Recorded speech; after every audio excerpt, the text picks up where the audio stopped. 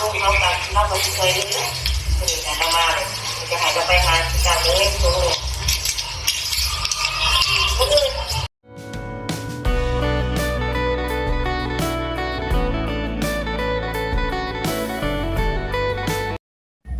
สบายดี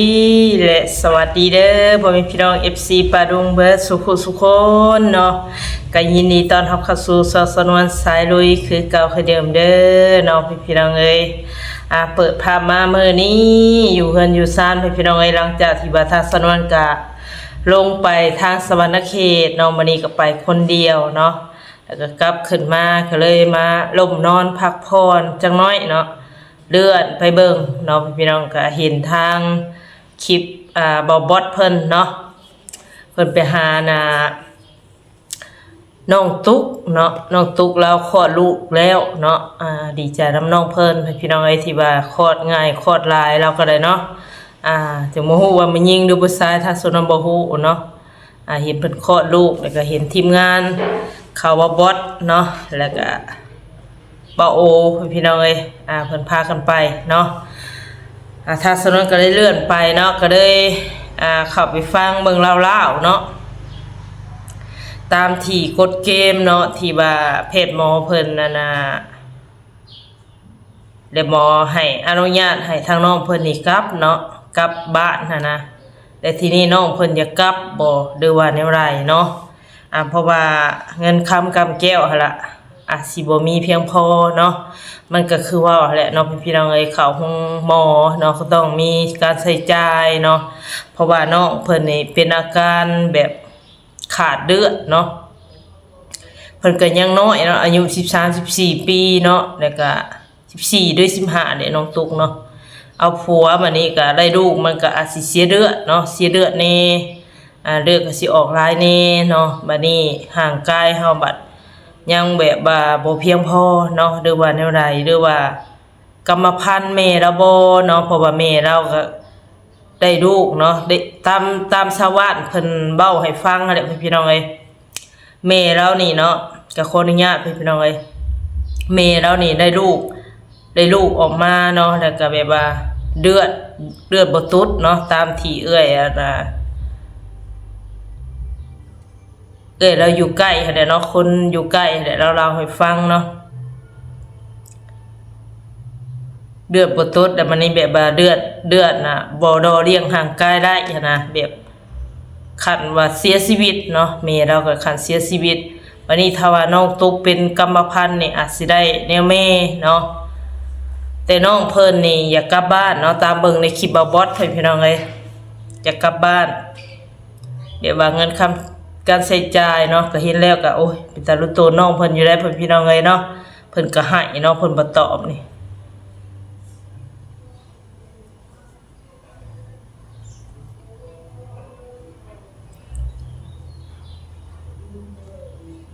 ี่เนาะคุณมีมาสอนให้จ้างนะจำเป็นไม่ช่วยแล้วมันจำเป็นแล้วโซ่กันเลยครับเป็นจังเลย ไม่ได้จะเมื่อเจ้าเคยเห็นอนาคตลูกกับตัวเจ้าเองแล้วประเด็นของประเด็นคือเลือดถามคนจะเรียนวิทย์เอาบอกในบอกเอาเด็บระวังกองคอยว่าแต่เซโน่นี่คุยกันแล้วสอนเรือแล้วแม่จะกินอันนี้ไปซื้อแล้วได้ยังเดี๋ยวไปลง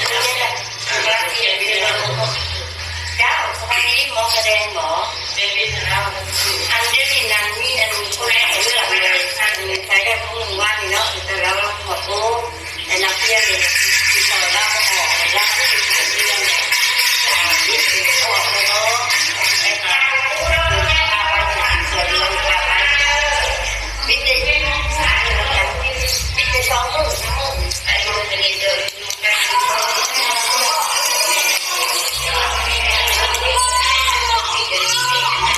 เสียเล็กน้อยหายเนาะ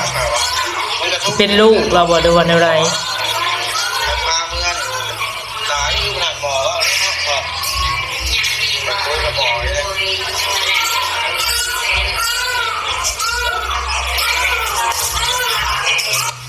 เพราะว่าจะไหนก็ได้ก็ได้ก็ได้ เขาจะมาเคยเรียนอย่างนี้เขาจะมาบอกเจ้าเนี่ยอันเขาเป็นคนไทยมาเรื่องทางยังตาบางคนเขาแบบเราไม่เคยเรียนคือแต่เรามาเลยจะหายจะไปหาเจ้าเลยตัวคนอื่นเราบ้านผู้ชายเราโอ้โหได้ดูเยอะได้ทำเป็นความห้องได้ทำได้หมอว่าเขาใส่เลือดมันตายมึงอะไรก็เจ้าสิเมื่อให้ยังเราทำเป็นความห้องได้ถอดตู้ก็โอ้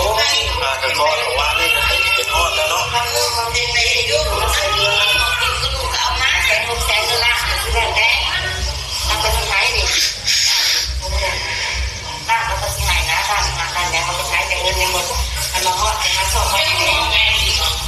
ถ้าใครอยากจะส่งไปช่วยเพราะได้ขนาดแปลว่าเส้นได้จากทางว่าเข่าอันนี้แล้วถ้าใครอยากจะส่งก็ใส่บ้างถ้าใครอยากว่ามีใส่บ้างตามได้เป็นก็ไปตามนี้นะเคยเรื่องนั้นกัน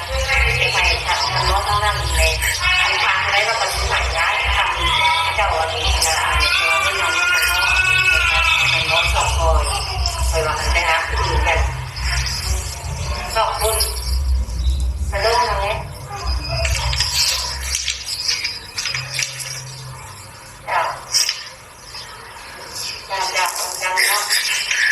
วันนี้เป็นวัน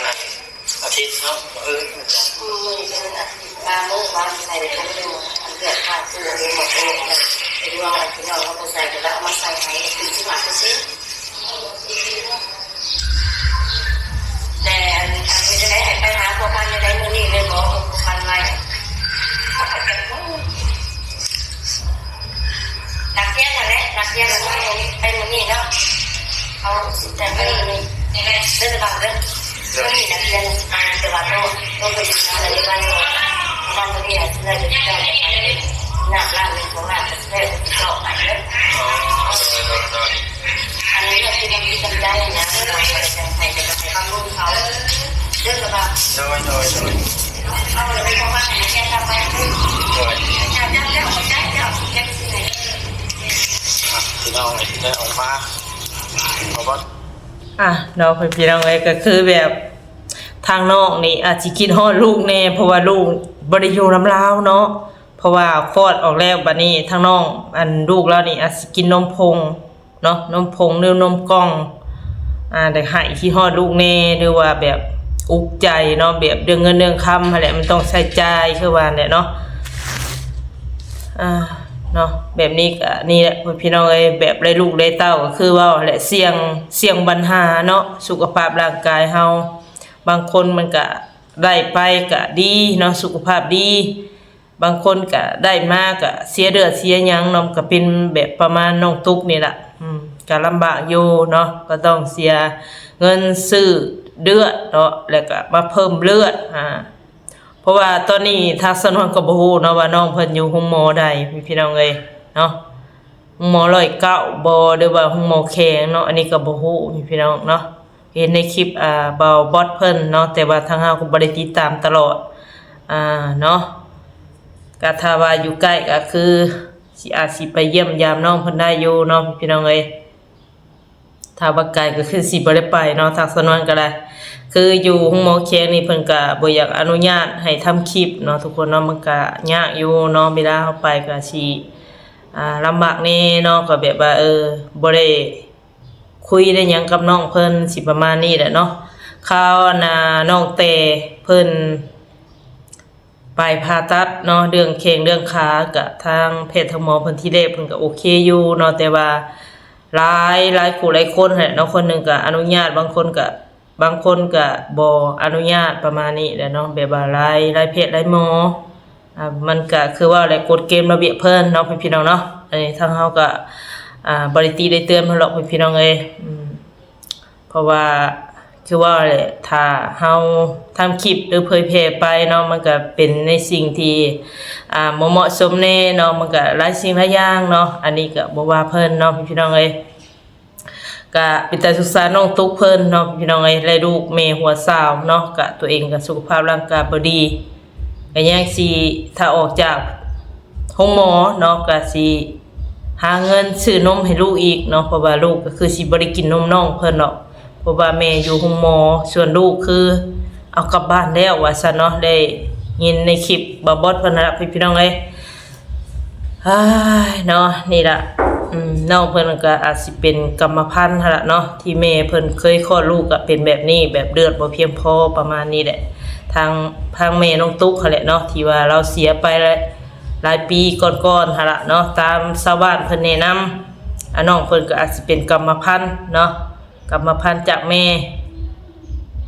เลือดบ่เพียงพอ2ก็อาจสิน้องเพิ่นยังน้อยเนาะแล้วก็ถือพาได้ลูกเนาะเสียเลือดเสียหยังก็อันนี้ก็มีส่วนเนาะพี่น้องเนาะก็อันตรายอยู่ได้ก็ลูกเราก็บ่ฮู้ว่าผู้หญิงหรือผู้ชายเนาะไปฮู้ก็คอมเมนต์บอกได้เด้อเนาะแล้วทางสนวนก็บ่ได้โทรหาน้องเตพี่น้องปกติน้องเตเพิ่นโทรมาเนาะเดี๋ยวนี้เพิ่นก็บ่ได้โทรมาเดี๋ยวนี้เพิ่นอาจสิคาเวียกหรือว่าไปก้นมันน้ำลูกน้ำผัวเพิ่นบ่เนาะทางน้องเตเพิ่นก็เงียบช่วงนี้ปกติเพิ่นสิโทรหาเอื้อยเนาะปกติบางทีก็ส่วนหลายโทรก็บ่ได้ทำคลิปเนาะเคยคุยกับน้องเพิ่นอยู่น้องเพิ่นก็โทรมาเรื่อยอยู่ช่วงเพิ่นเมื่อบ้านผัวใหม่ๆหั่นล่ะเพิ่นฮู้แล้วบ่ทางน้องเตเนาะว่าน้องเพิ่นได้ลูกแล้วเนาะจังใดก็ถือว่าปลอดภัยเนาะทั้งแม่ทั้งลูกนั่นแหละแต่ว่าน่าเป็นห่วงก็คือน้องตุ๊กเนาะปลอดภัยได้ลูกออกมาวิทย์แล้วก็ถือว่าเฮาก็แก้ไขผู้เป็นแม่บัดนี้เนาะเพิ่มเลือดเพิ่มหยังหั่นล่ะเนาะก็มีส่วนแบบดีขึ้นคือว่าหั่นล่ะแต่ตามที่บ่บอสคุยกับแพทย์กับหมอเนาะได้ยินนะว่า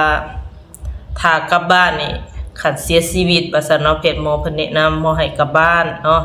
ให้อยู่ห้องหมอแล้วก็ให้แพทย์ให้หมอติดตามอาการ